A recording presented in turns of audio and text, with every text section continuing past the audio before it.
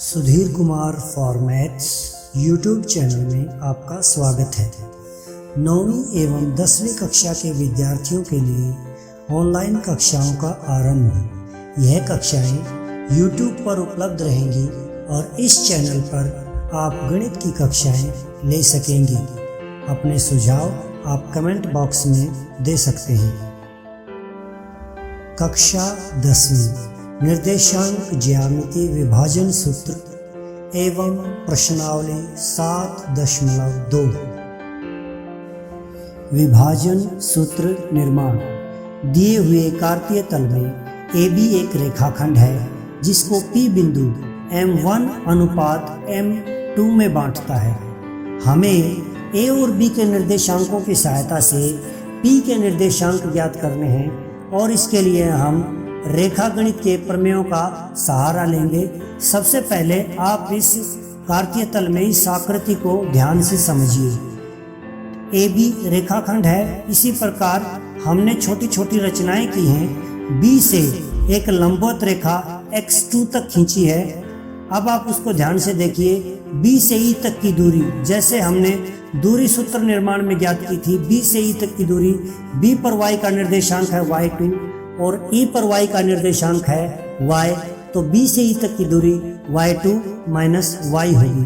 इसी प्रकार EC y minus y1 और इसी प्रकार आप अन्य दूरियां जैसे C से D तक x2 माइनस x और D से A तक की दूरी x माइनस x1 निकाल सकते हैं। ये बिल्कुल वही तरीका है जैसा आप दूरी सूत्र में प्रयोग कर रहे थे। अब देखिए विभाजन सूत्र निर्माण में आप ध्यान से देखें, बिल्कुल आपके सामने वही कार्तीय तल है और हम उसी के अनुसार अब इस विभाजन सूत्र का निर्माण करते हैं।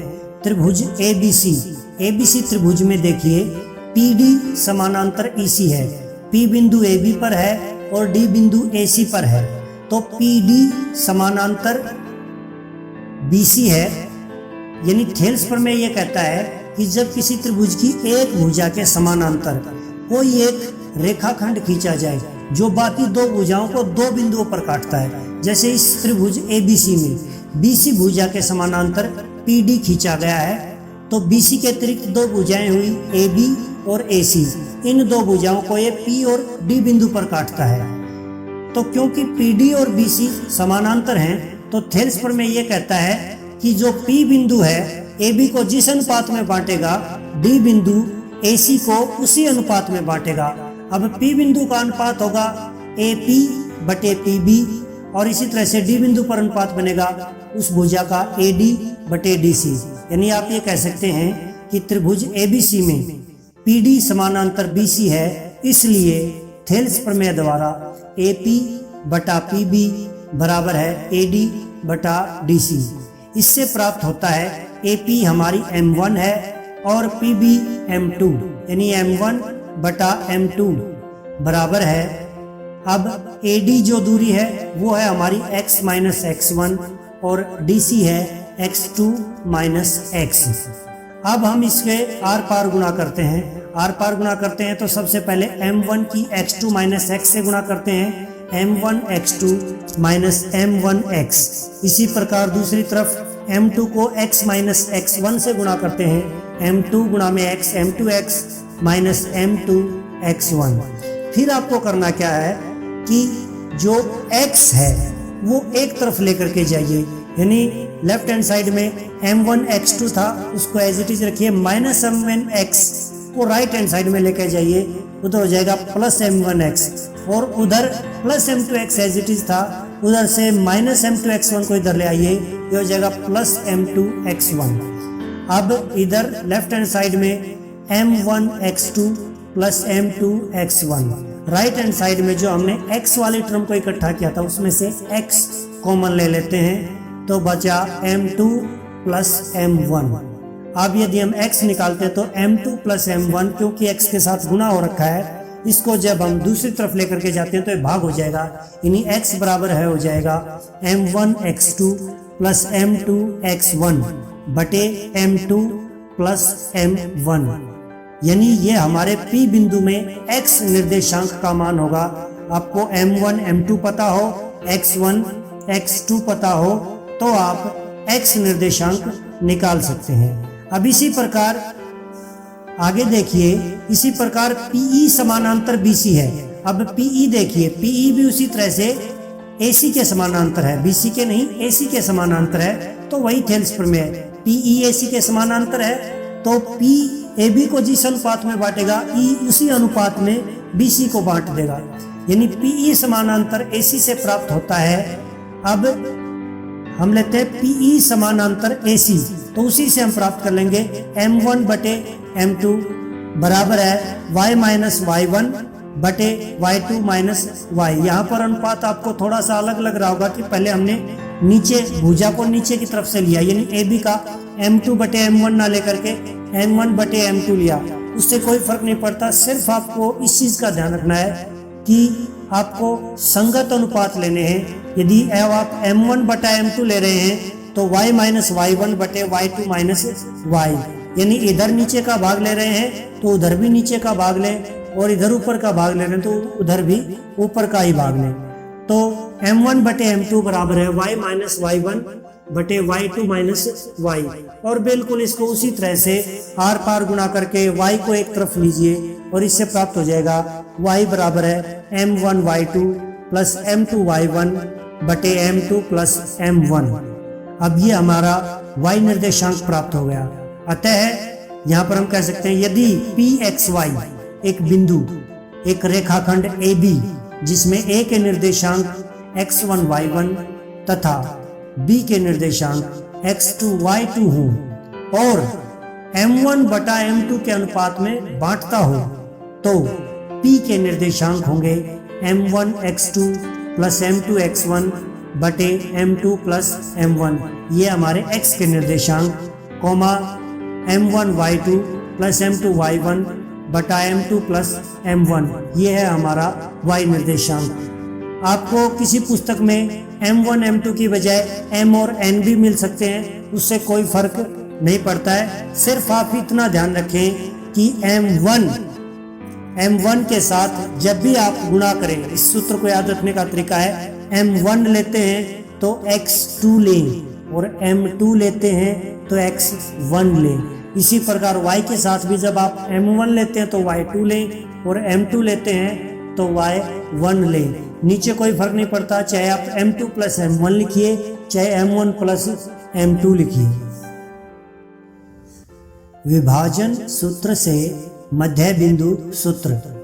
विभाजन सूत्र जैसा कि हमने अभी पढ़ा कि यदि PXY बिंदु एक रेखाखंड AB जिसमें A के निर्देशांक x1 y1 व B के निर्देशांक x2 y2 हो और M1 बटे M2 के अनुपात में बांटता हो, तो P के निर्देशांक होंगे M1 x2 plus M2 x1 बटा M2 plus M1, coma M1 y2 plus M2 y1 बटा M2 प्लस M1, या इसको कह सकते हैं M1 x2 plus M2 x1 बटा M1 प्लस M2। ये सिर्फ याद रखने के लिए आसानी से इसको M2 प्लस M1 को M1 प्लस M2 कर दिया जाता है और इसमें कोई विशेष बात नहीं है। तो अब आप इसका हम प्रयोग करते हैं किसी रेखाखंड का मध्य बिंदु निकालने के लिए।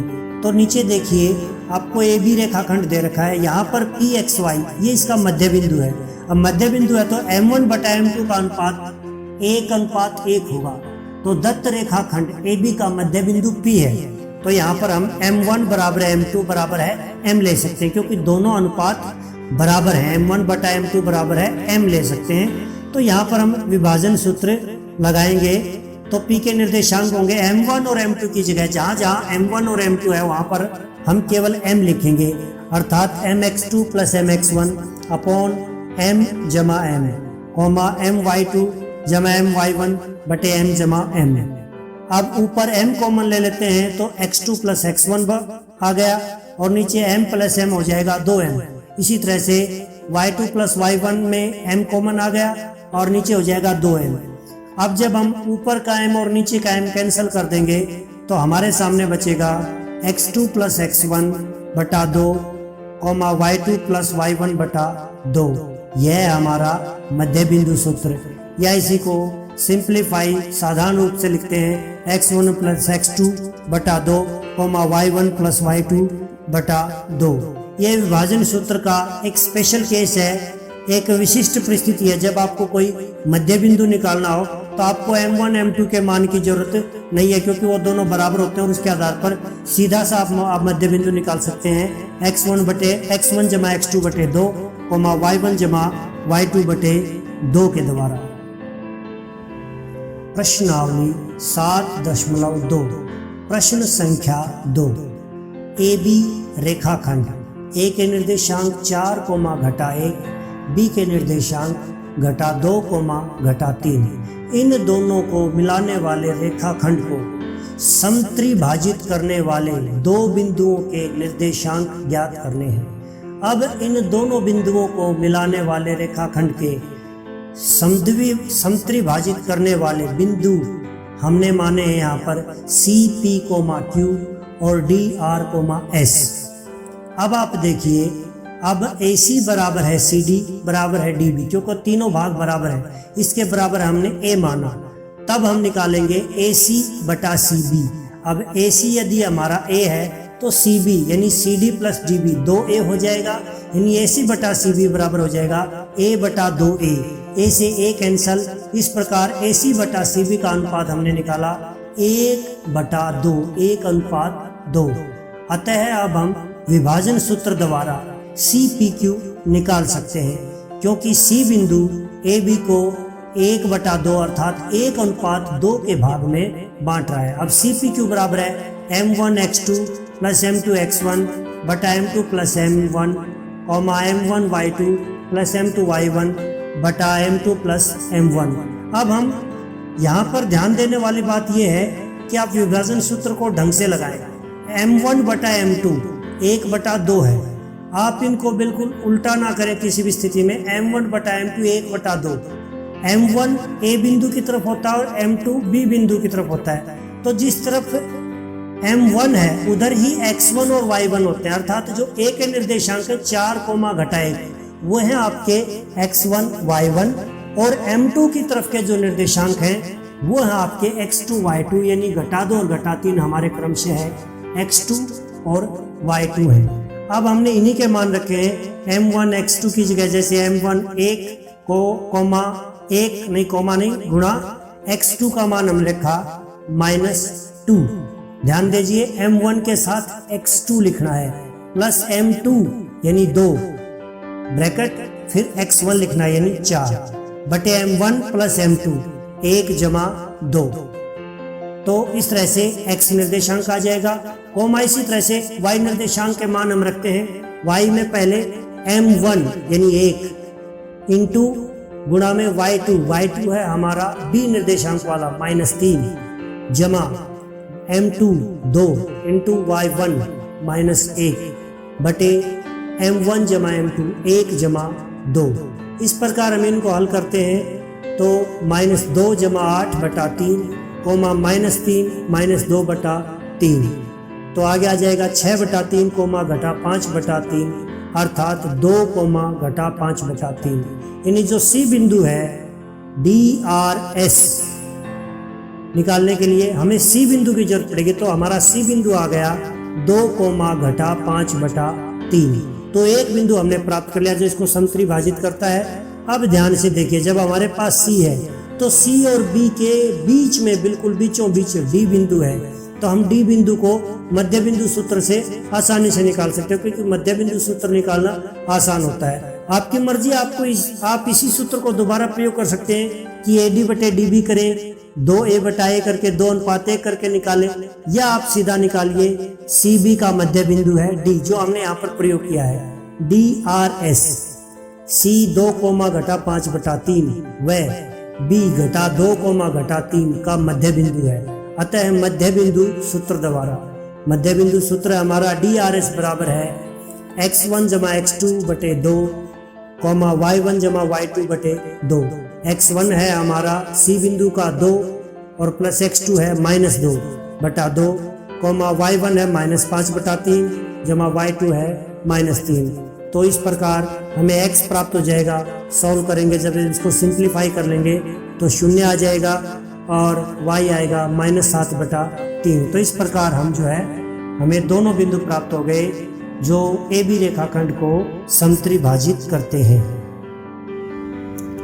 प्रश्न संख्या 4, इसमें यह दिया गया है कि दो बिंदु हैं ए बी -3 10 और 6 घटा 8। इन दोनों बिंदुओं को मिलाने वाले रेखाखंड को एक तीसरा बिंदु -1,6 M1 बटा M2 के अनुपात में काटता है। हमें ये M1 बटा M2 का अनुपात ज्ञात करना है। यानी यहाँ पर आप ये समझ सकते हैं कि तीन बिंदु एक ही रेखा में दे रखे हैं। हमें बताना है कि बीच वाला बिंदु बाकी दो बिंदुओं को मिलाने वाले रेखाखंड को किस अनुपात में बांटेगा। तो इसके लिए भी हम विभाजन सूत्र का प्रयोग करते हैं। अब विभाजन सूत्र द्वारा देखिए, जो बीच का बिंदु है C घटा 1,6, ये किसके बराबर होगा? इसके निर्देशांक वही होंगे M1 x2 plus M2 x1 बटे M2 plus M1, M1 y2 plus M2 y1 बटे M2 प्लस M1। यहाँ पर हम वही मान रखते हैं क्योंकि हमें M1 M2 पता नहीं है, बाकी x1 x2 और y1 y2 के मान रखते हैं। M1 के साथ x2 आएगा यानी 6 और M2 के साथ x1 यानी -3। इसी तरह से M1 के साथ y में आएगा y2 यानी -8 और M2 के साथ आएगा y1 10। नीचे M1 प्लस M2 हमें दे नहीं रखे। अब आप देखिए, हम इनको अलग अलग सॉल्व करते हैं।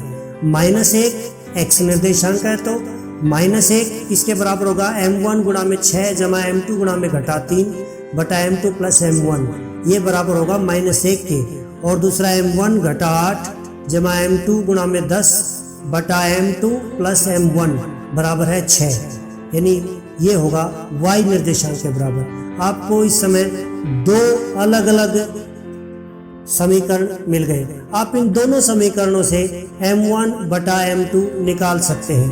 यानी आप यहाँ पर यह समझे कि आपको यदि दो बिंदुओं को मिलाने वाले रेखाखंड पर कोई तीसरा बिंदु दे रखा है और आपको यह निकालना है कि वो उनको किस अनुपात में बांटेगा, तो उस बिंदु के आपको निर्देशांक पता होने आवश्यक है। यदि उस बिंदु के दोनों निर्देशांकों में से एक निर्देशांक भी आपको मालूम है, तब भी आप M1 बटा M2 का अनुपात निकाल सकते हैं। जैसे हम यहाँ पर एक से ही देखते हैं x निर्देशांक से, जैसे M1 गुणा में 6 जमा M2 घटा 3 बटे M2 जमा M1 बराबर है घटा 1। इसी को जब हम आगे सोल्व करते हैं तो आर पार गुणा करते हैं।